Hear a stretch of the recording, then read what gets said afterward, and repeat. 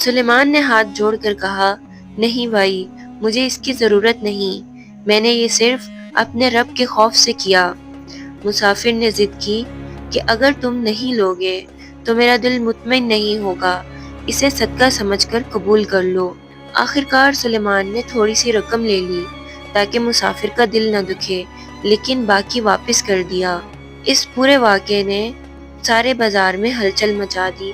ہر شخص کہنے لگا، ایمانداری کا اصل چہرہ دیکھنا ہو تو سلیمان کے پاس جاؤ۔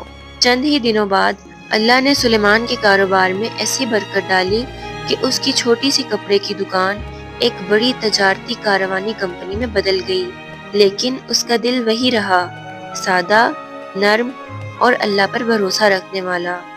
تو ناظرین اکرام، یہ کہانی ہمیں یہ سبق سکھاتی ہے کہ ایمانداری بظاہر نقصان لگتی ہے، مگر حقیقت میں سب سے بڑا منافع ہے، اور آزمائش کے وقت صبر کرنے والوں پر اللہ کی مدد ضرور آتی ہے۔